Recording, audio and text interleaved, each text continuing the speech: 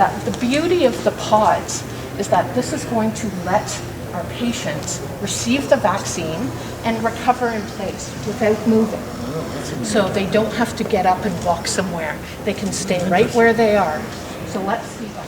So we have Michelle, and she's with the health unit, and she's doing the data entry into the Cobourg system. Okay, great. Yes, so we will have a volunteer escort people from the lines, bring them to the chair, help them with their code if they need their code taken off and get them all ready.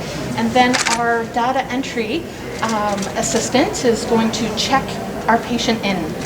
Good afternoon, I'm Michelle. Can I get your first and last name? Yes. Helen Flashy. Helen, wonderful. Thank you. And your date of birth, please. June 30th, 1937.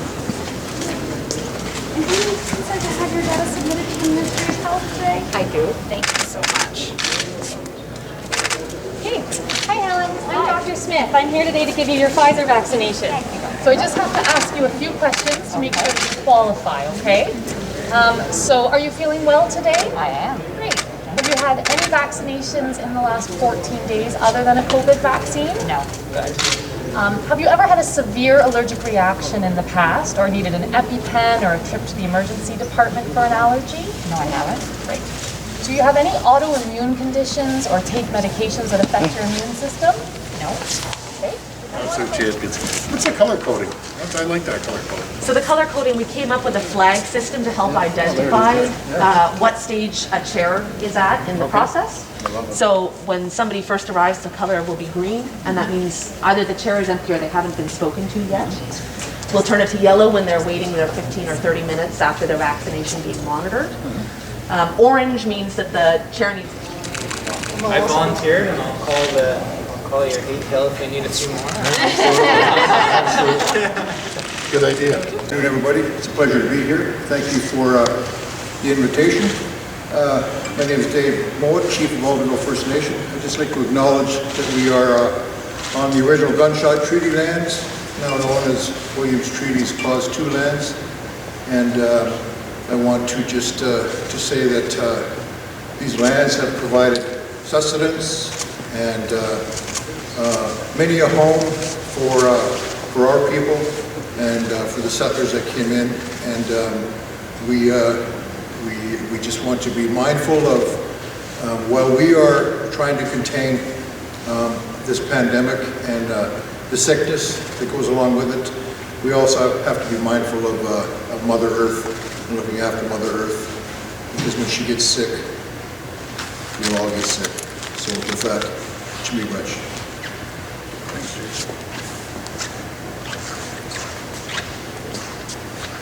Thank you, Chief Mowat. Ladies and gentlemen, I'd like to start this afternoon's formal remarks by welcoming Premier Doug Ford back to Northumberland County.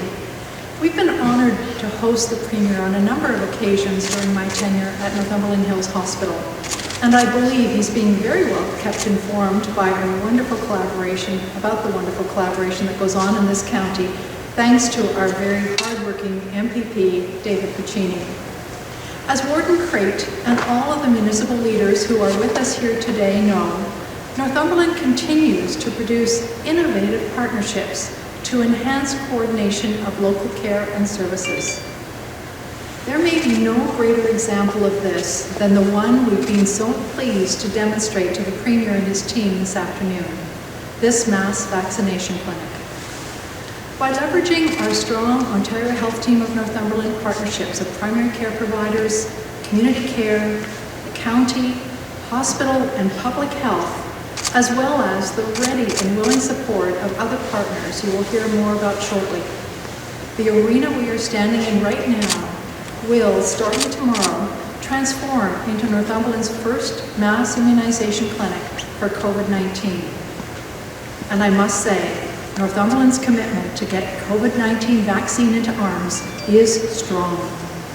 Beginning with local residents 80 and up, rostered to primary care physician providers, this clinic, in only a few short days, with the support from the fantastic call center team at Northumberland County and the strong leadership of the Executive Director of the Northumberland Family Health Team, has already registered its first 2,800 patients. By signing up these individuals just prior to the launch of the broader provincial portal earlier today, it has been our aim to hit the ground running as soon as vaccine is available to us.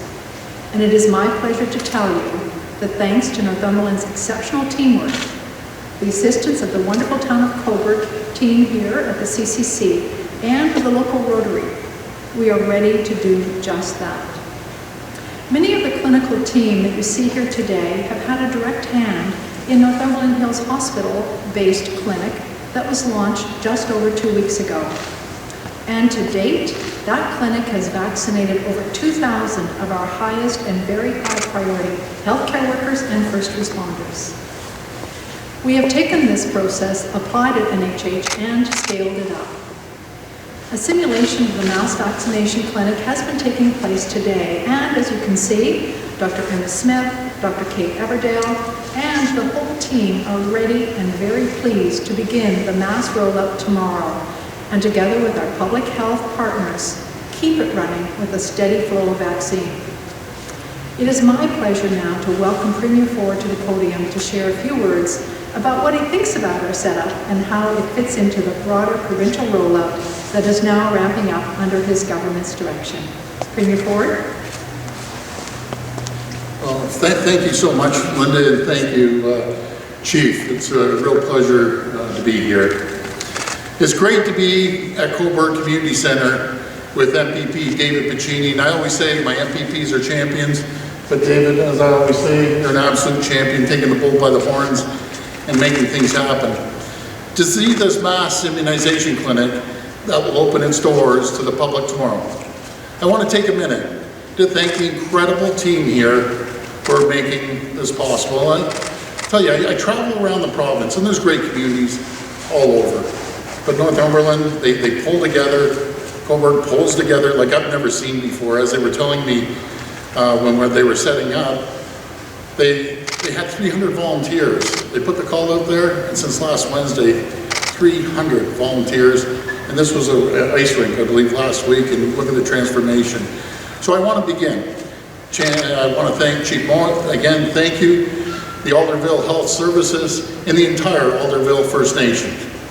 Mayor John Henderson, and Dr. Ian Gemmell. And I heard the story with the doctor. You know, he jumped in here halfway through the pandemic, and Doctor, I want to thank you for all the great work that you're doing. Gord Lay, Adrian Bell Smith, Trish Baird, and Emma Smith. The Community Care, Northumberland's team, Northumberland Family Health Team, and the HKPR Health Unit.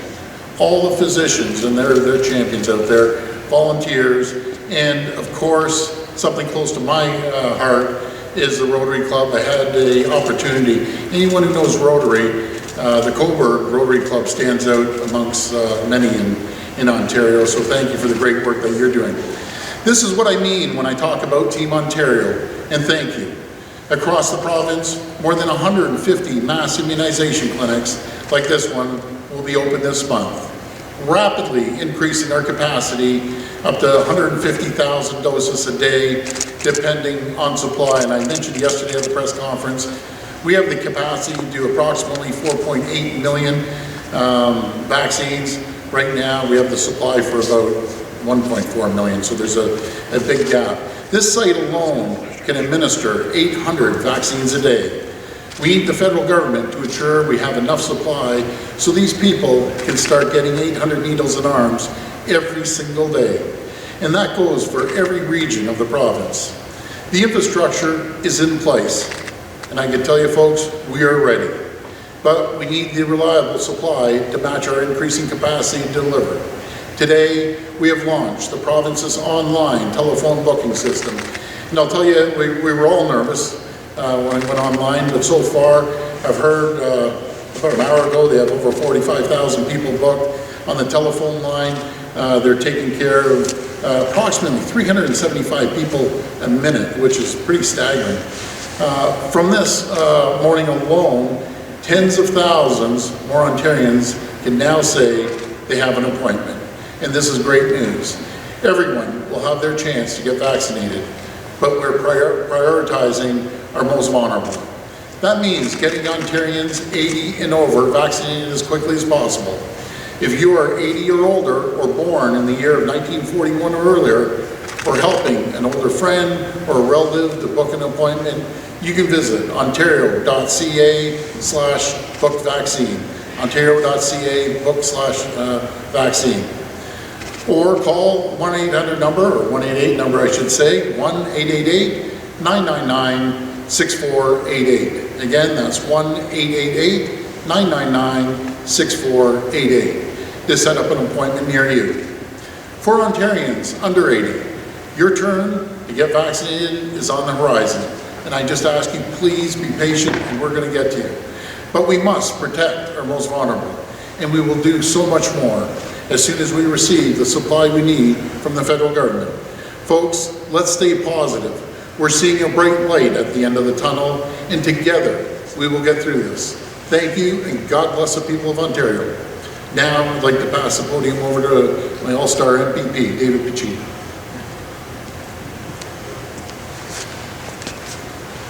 Thank you very much, Premier Ford, for joining us here in beautiful Northumberland, Peterborough South today. That's staggering, 375 people a minute, and that's thanks to all the remarkable workers, volunteers, many of whom you see here today that make that happen.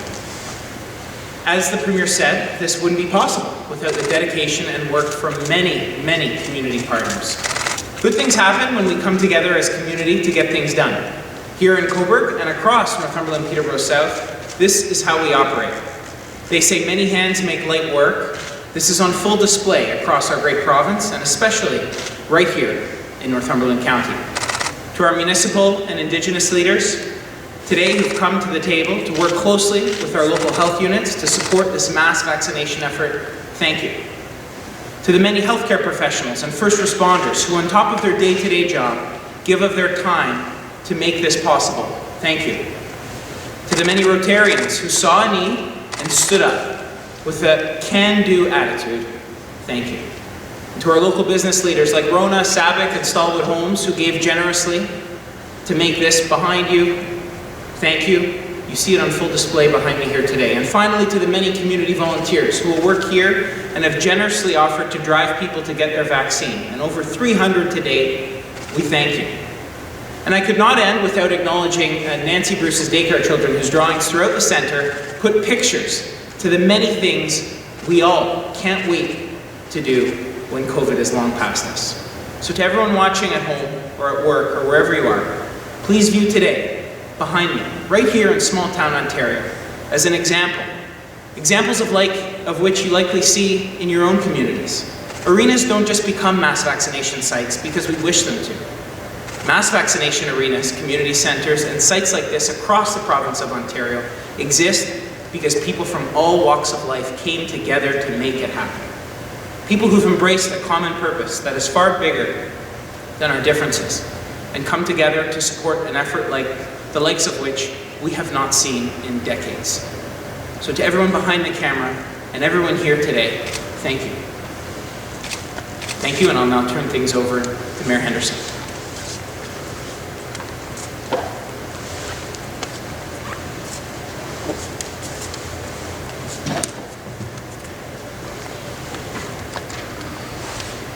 Good afternoon. It is my distinct pleasure to welcome Premier Doug Ford to the community of Cobourg. It is also to extend greetings to our MPP from Northumberland Peterborough South, David Piccini, Linda Davis, Chief Executive Officer for Northumberland Hills Hospital, my special guests to the right of me, all Northumberland mayors, including Chief Moe representing Alderville First Nations, Cobourg Police Service, Emergency Service, Fire Service, and again Chief Mike Villeneuve, who leads our own Town of Cobourg emergency team. And again, a very special thank you to Rotary. I'm proud to be a Rotarian, and I welcome them. There are many to the far side of us today. Thank you. Today, however, is that moment. After weeks rolled into months and months rolled into a year, we have finally arrived. It's that moment we are now seeing the results of resiliency, lockdowns, safeguards, an influx of PPE, creating and improving safety protocols, along with constant community messaging and testing.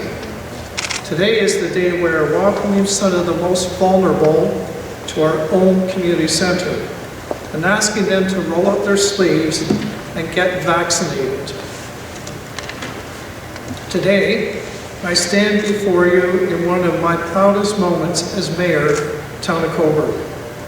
I also stand before you humbled by the continued strength of our community has shown, and in the true support of the Ontario government's leadership and execution of the vaccination distribution plan. We are honored that our infrastructure was chosen to transform into a safe, secure immunization clinic. I would also like very much to applaud the efforts of our local health units, our hospital staff, Northumberland County, and the town of Cobourg staff as they pivoted at a moment's notice to make all of this happen and possible. As we continue to navigate the many challenges in the pandemic that have presented with us and continue, I want to take away what we have gained: the will to adapt, the ability to take in the moment, because that is something worth fighting for. Thank you. We'll go to the phone line for questions. That's great, Mayor, and thank you so much, and I want to thank all the mayors here today. It's a team effort, but I want to give a special shout out to the emergency service folks that I absolutely love.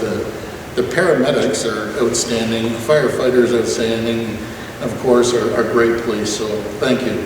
Couldn't have been done without them right across our province. Okay, we're ready to take questions. First question comes from Randy Rath at CHCHTV. Please go ahead. How you doing, Randy? Hi, Premier. I know that you want to put a sunny face on all of this, but we're getting dozens of calls today from viewers who say that when they go to the portal, they do everything right, and it comes back with a message that the form has been tampered with. And people are growing increasingly frustrated. There doesn't seem to be a technical support line. People are spending hours waiting on the phone for technical help, and it's generally perceived that this isn't going well. How do you respond to that? Well, respectfully disagree. So far this morning, 45,000 people were able to figure it out, and I found out yesterday someone was trying to go in there on the trial and they weren't entering it right, but it was pretty user-friendly, and we can, if that doesn't work online, then call the 188 number and see how that works. It's 888-999-6648. But that's what I do. But we've, you know, Randy, I'm going to be frank, we have some of the largest companies backing this up, from the IBMs to Amazons to you name it. They've tested this,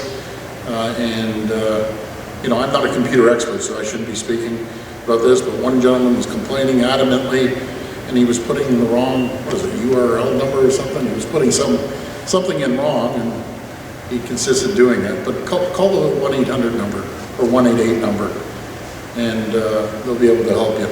But I'm going to follow up, Randy, to see what issues, if there is any bumps in the road. Follow up? Yes, and I think I have to ask you about Sam Osterhoff. He has affiliated himself with a group that has compared abortion to Holocaust. And, you know, it's not the first gaffe that Mr. Osterhoff has made. How many mistakes are you going to accept from him before you remove him as the parliamentary assistant to the Minister of Education? Well, what I can tell you, everyone has the right to believe in what they want.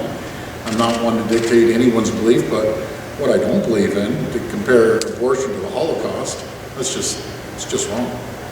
Nothing should be compared to the Holocaust. That's unique. But I'll be speaking to Sam tonight. Next question. From Graham Richardson at CTV Ottawa. Hey, Graham. Hi, Premier. There has been some success today. I appreciate what you're saying, but I just want to reflect to you that what Randy says is happening in our region too. The form has been tampered with, messages popping up. I just spoke with someone in Carleton Place, spent an hour and a half online, did all the right things, waited, and then was just rejected.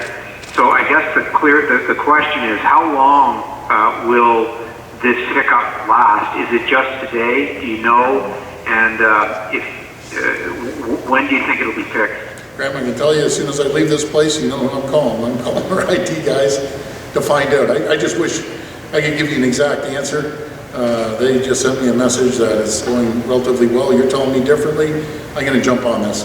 As we said, I was just praying all night this thing wasn't going to crash, because every other area in Canada, when you have a couple million people going on at once, it usually crashes.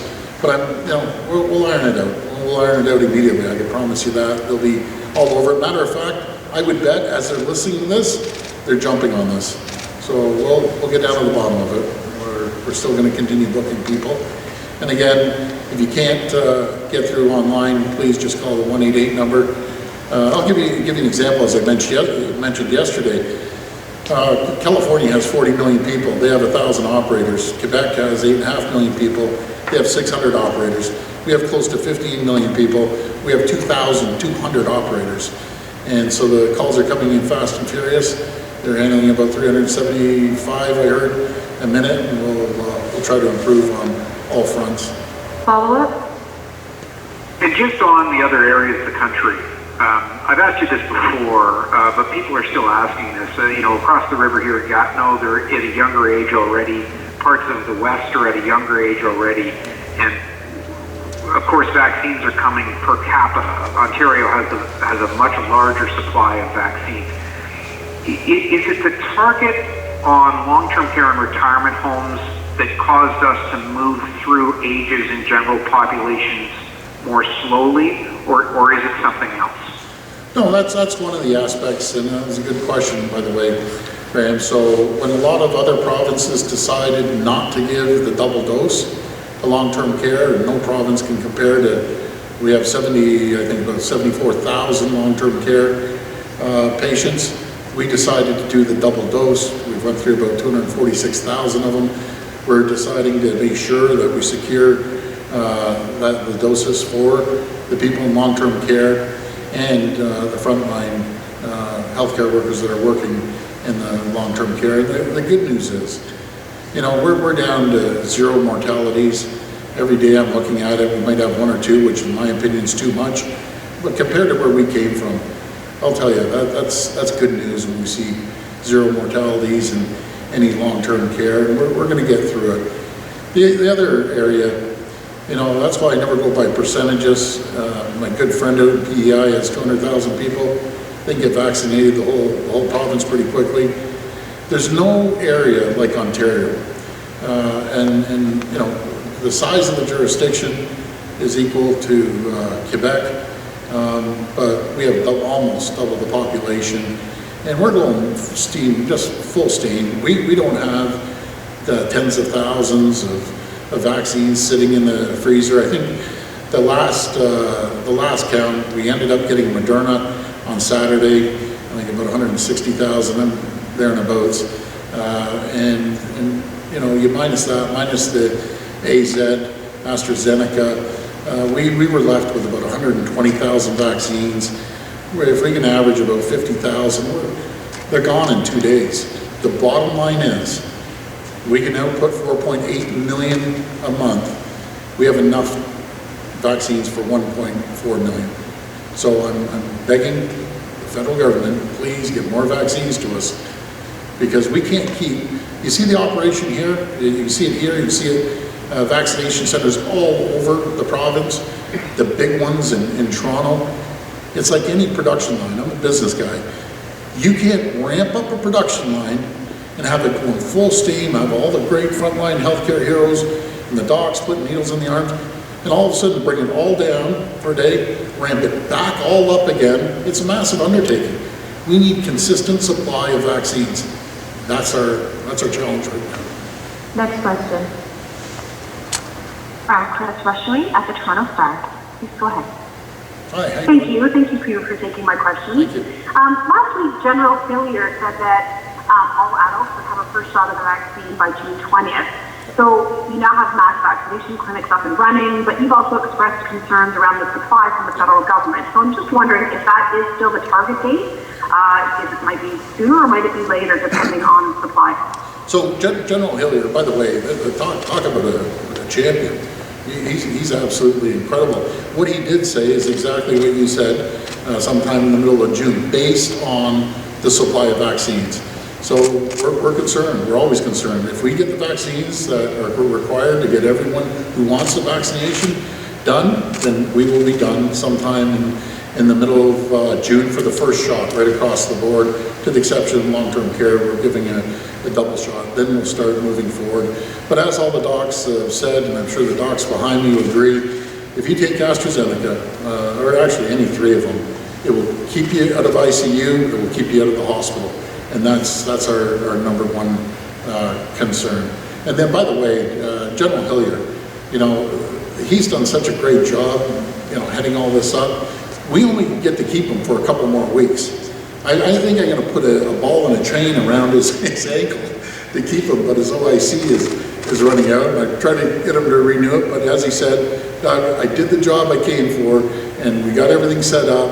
And now, as I agree with him, we have all the confidence in communities like Northumberland or communities across the province to take the bull and by the horns and just run with it. So again, a special shout out for General Hillier. I'd have that guy on my team any day, all day long.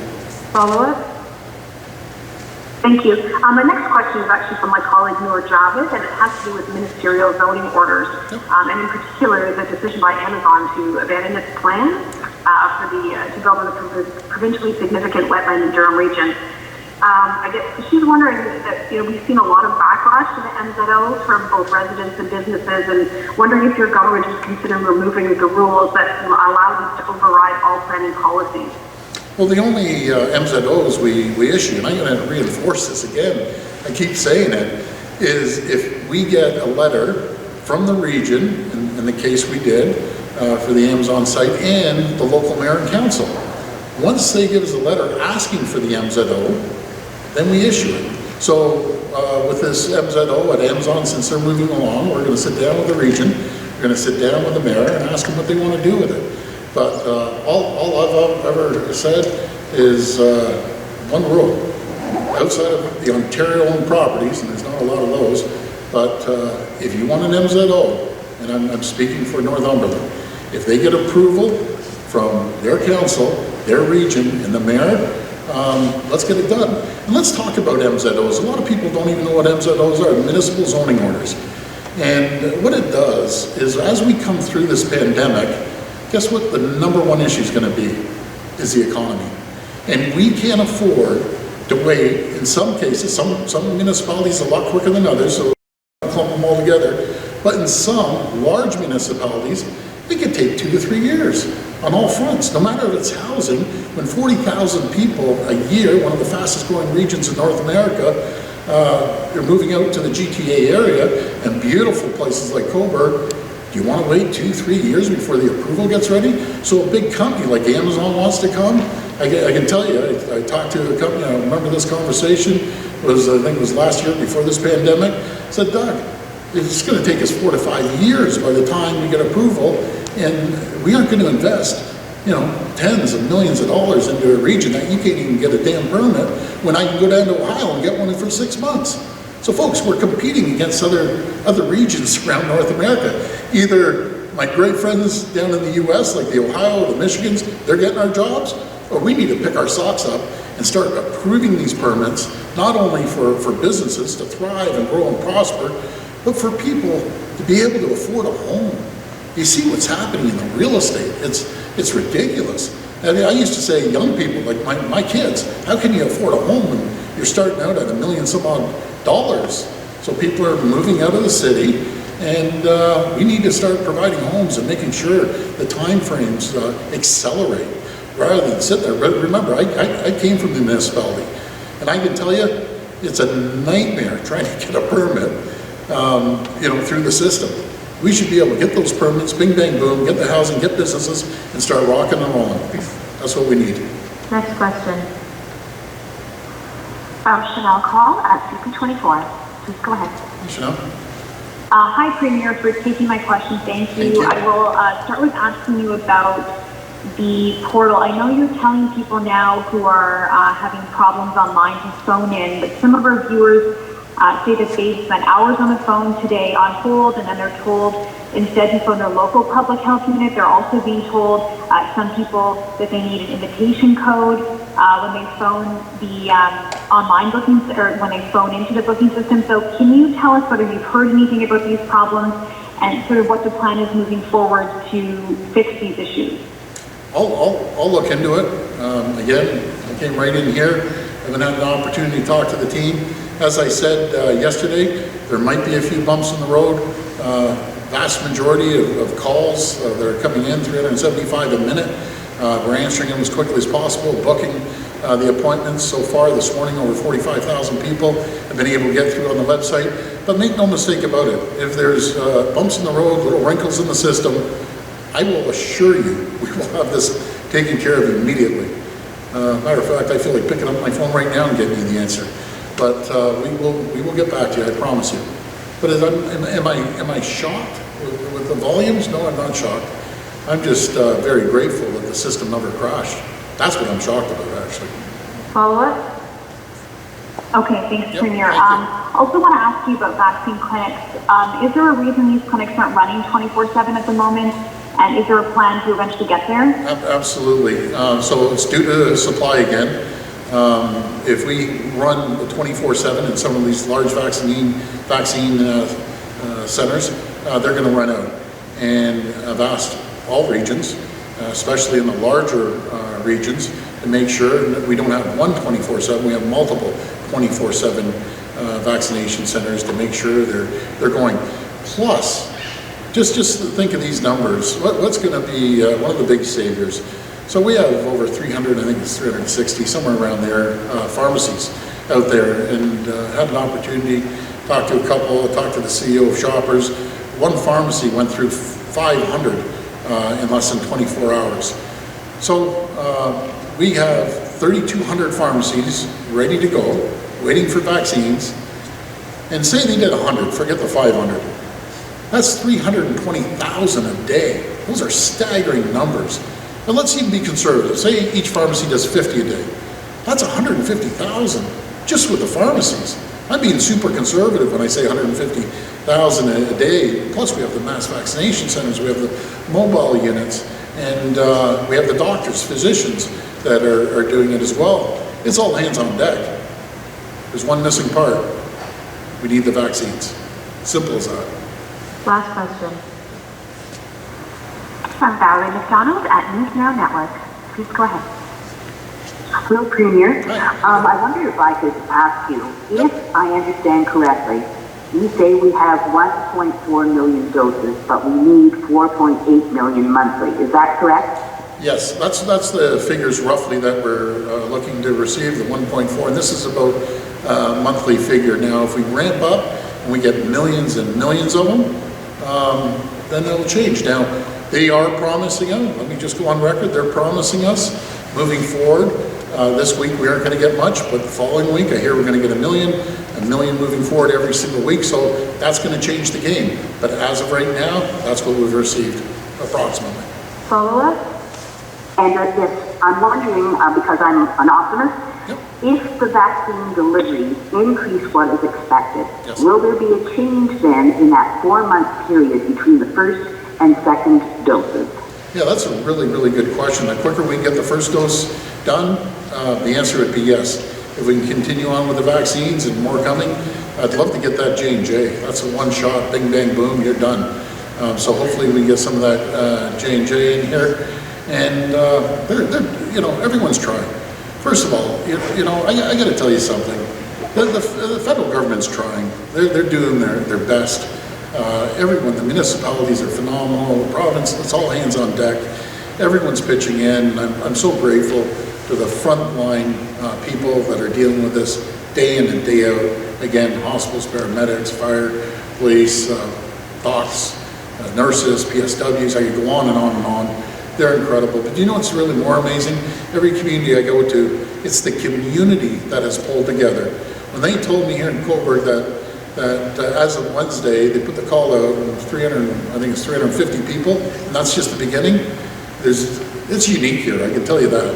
I've never seen a community like it, and I learned that well before I became an elected official, when I came here through Rotary, and what an incredible Rotary Club they have here. But that just says everything about the community. We're a bunch of champions here. Thanks, everyone. Okay, thanks everyone. We'll get those issues taken care of, but don't let it deter you. Keep calling, because we're going to keep booking people. So thanks everyone. Thank you everyone.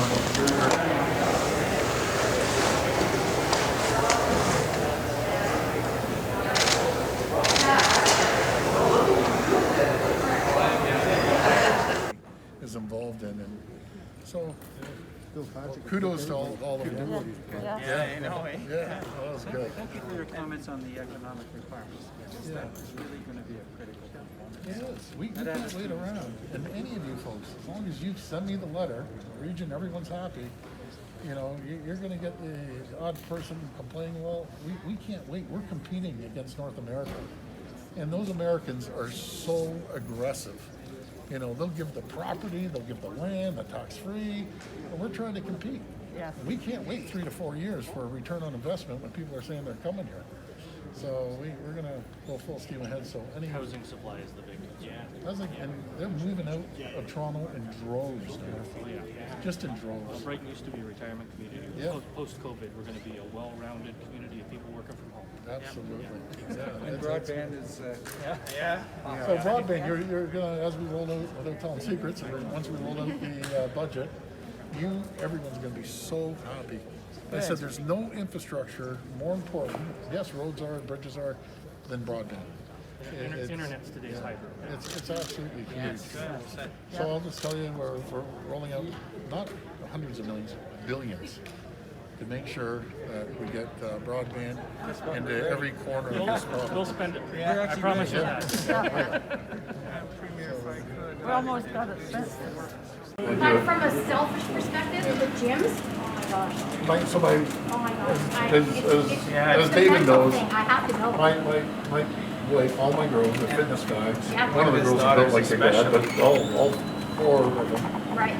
They're up, Carla's up at 5, working out. They all used to go to the gym together. They're on to me constantly. My daughter is in the fitness competition suit business. Yeah. So she's basically out of business. They came here actually. And that's where the big thing is. The bodybuilding is in Cobourg. So I'm sure you're paying.